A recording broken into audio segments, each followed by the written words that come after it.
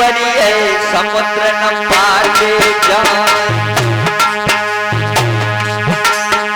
और बछड़ा होती बाय नथ बाती बरिए सांड न नाचे जान।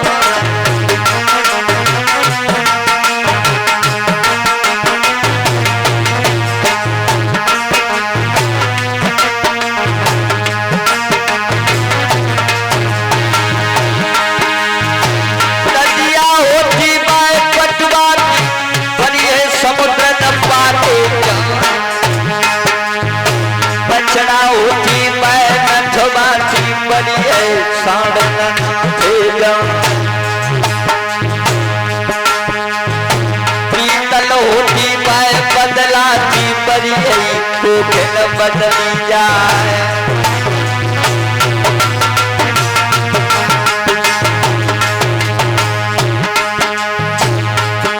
भैया इतनी सुन के बात राजा की भरी होए। भैया इतनी सुन के बात राजा की भरी होए।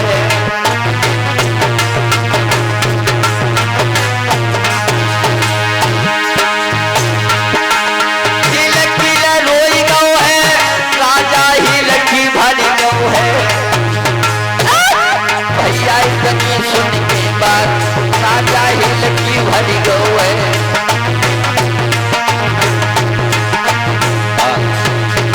भगवत प्रेमियों, जो आज इतने शब्द सुने महाराज उत्तान पात की हिलकी नहीं डटी, रोने लगे, कहने लगे देवी बात तो बिल्कुल सत्य है। अरे बेटा मेरे पैदा नहीं हुआ, मुझे बड़ी गिलानी है। चलो खैर कोई बात नहीं, लेकिन देवी तुम्हें पता नहीं है जिन जिन ने दूसरे विवाह किए, 2 विवाह किए, वो तबाह हो गए। कहा महाराज मतलब? कहा तुम्हें पता है महाराज दशरथ ने 3 विवाह किए, तबाह हो गए, पता है तुम्हें? कहा हाँ हमें पता है, लेकिन हम दशरथ की रानियों जैसा हाल नहीं करेंगे। अरे जैसे संतुष्टि मिले मेरी छोटी रानी को वैसे कुछ रखेंगे, लेकिन हम ऐसा नहीं करेंगे। कहा सुनो हम बताएं, जिन जिन ने 2 विवाह किए वो तबाह हो गए। सुनो, एक पंडित जी थे। पंडित जी बेचारे भागवतें पढ़ रहे थे पंडित जी, और पंडित जी की ईश्वर के कृपा से 2 विवाह हो गए थे। वैसे जब इनके 2 विवाह हुए तो 2 पत्नियां घर में आ गई, और परमात्मा की ऐसी कृपा थी कि पंडित जी की बहुत लंबी चुटैया आती, गांठी लगाते बेचारे। किसकी तरह? हमारी इतनी लंबी कहाँ है, हैं? हमारी तो छोटी सी है बिल्कुल। पंडित जी की बड़ी लंबी चुटैया आती। तो पंडित जी सोच रहे जब हम भागवतें पढ़ के आए रहे तो घर में जे आपस में लड़ी मरी जाए रहे हैं, क्या करें बताओ। अब भी जब आपस में लड़ रही तो पंडित जी बोले ऐसा करो, तुम लोग आपस में लड़ो मत करो, जैसे तुम्हें सुकून मिले वैसे बताओ।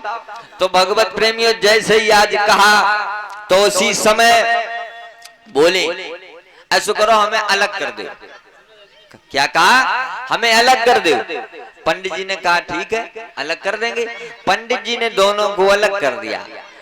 एक कमरा छत के ऊपर बना था, एक रानी नीचे रहने लगी, एक ऊपर रहने लगी। पंडित जी ने कहा 15 दिन हम नीचे वाली के यहाँ भोजन करेंगे, 15 दिन हम ऊपर वाली के यहाँ भोजन करेंगे। महीना में 2 पक्ष होते हैं, कृष्ण पक्ष और शुक्ल पक्ष। 15-15 दिन भोजन करेंगे। भगवत प्रेमियों जेठ को महीना चले और नीचे वाली को नंबर रहे। पंडित जी नीचे वाले के यहाँ भोजन कर रहे, इतनी गर्मी रहे पंडित जी को एक पल चैन नहीं पड़े रात में। पंडित जी सोचने लगे भगवान जब नीचे वाली अगर 2 मिनट के लिए सो जाती तो हम ऊपर छत पे हवा ले आते जाए, और ऊपर वाली को नींद न आ रही, और नीचे वाली सोचने लगी पंडित जी करवटें बदल रहे, कौन सा कारण है। बस झूठे ही झूठे घुर्राटे भरने लगी। पंडित जी ने सोची हाय दैया जब सोई गई अब हम ऊपर चले जाएं, हैं हवा ले आए। हाँ नीचे वाली करे ठीक है चलो हम जाई तक में बैठे हैं। जो पंडित जी चारपाई छोड़ के चले तो आंगन में एक नसैनी रखी थी।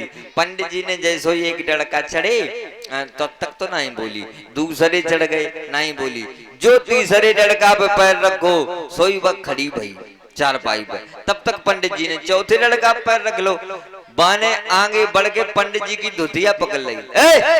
कहाँ जा रहे, कहाँ जा रहे? और ऊपर वाली वो मुड़गारू ही पे ठाड़ी थी। सुबह ने देखो पंडित जी हमारे पास आए रहे तो जद्दैया रण ने हमारे पास आन नहीं दो तो भज के पंडित जी की चुटैया पकड़ ली। हमारे पास आए रहे तूने आन का नहीं दो, जो चुटैया पकड़ी अब जो नीचे वाली धुतिया में लटकी ऊपर वाली चुटैया खींच रही। पंडित जी सोच रहे ए छोड़ दे भाई चुटैया उखड़ी जाए रही।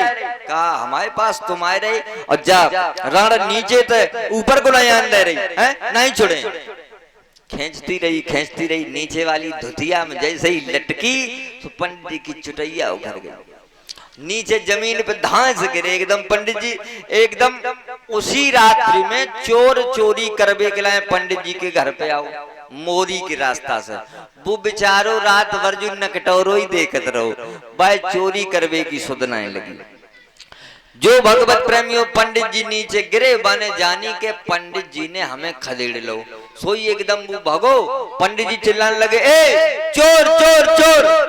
गांव वाले लोगों ने उस चोर को पकड़ लिया, राजा के पास ले गए। जब राजा के पास ले गए तो राजा से कहा महाराज ये मेरे यहाँ चोरी करने गया। चोर को बुलवाया, चोर को जैसे ही बुलवाया तो चोर बोला महाराज बात तो बिल्कुल सही है, हम चोरी करने के लिए गए लेकिन रात भर इनको नकटोरो होते रहो, हमने चोरी कर नहीं पाई। मतलब कहा हम चोरी करने को मौका ही नहीं लगो। सो पंडित जी से पूछी पंडित जी ये बताओ इसने चोरी नहीं की? बोले नहीं महाराज इसने चोरी नहीं की। तो बोले जब चोरी नहीं की तो सजा क्या दी जाए? बोले महाराज पंडित जी बोले सजा जो हम भुगत रहे वाय जय सजा दे दे। मतलब इसके 2 ब्याह करवाए दे हैं, जो सजा हम भुगत रहे हैं वही सजा जा चोर को दे दो। भगवत प्रेमियों तो उसी समय राजा साहब ने कही ठीक है 2 विवाह करवाए, 2 विवाह चोर की करवाई। मतलब ये एक दंड दिया। महाराज उत्तानपाद बोले देवी तुम्हें पता नहीं है ये हालत होती है 2 विवाह वालों की। कहा अच्छा, कहा हम कुछ नहीं जानते, हम दुख नहीं देंगे छोटी रानी को, दूसरा विवाह कर लो। भगवत प्रेमियों महाराज उत्तानपाद को जब बात किया तो उसी समय महाराज उत्तानपाद ने दूसरा विवाह किया। सुरुचि रानी को विवाह करके महाराज उत्तानपाद अयोध्या नगरी में लेकर के जैसे ही आए और जैसे ही आए तो उसी समय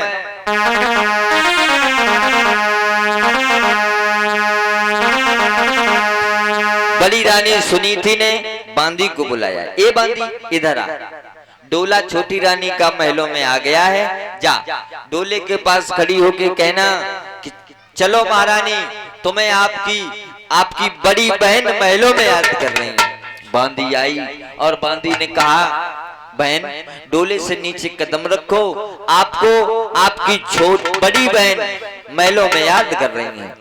जो सुरुचि ने सुना बड़ी बहन इसका मतलब मेरे महाराज ने दूसरा विवाह किया। कहा हाँ, कहा मेरे महाराज को बुलाओ, मेरे महाराज को बुलाओ। महाराज उत्तानपाद को बुलाया, कहा महाराज ये बताओ जब तुमने एक शादी की थी तो जरूरत कौन सी थी तुम्हें दूसरा विवाह करने की? क्या जरूरत थी? छोटी रानी बोली कि जब एक तुम्हारे रानी थी तो हमें व्यर्थ क्यों लाए हो? अरे वो भोग करन को काफी थी, मोए का भार झोंक बिखलाए हो।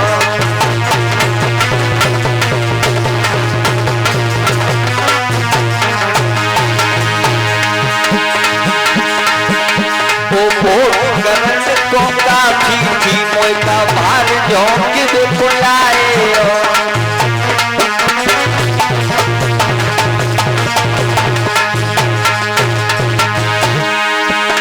सुनो महाराज अब इतना ही एहसान करो दो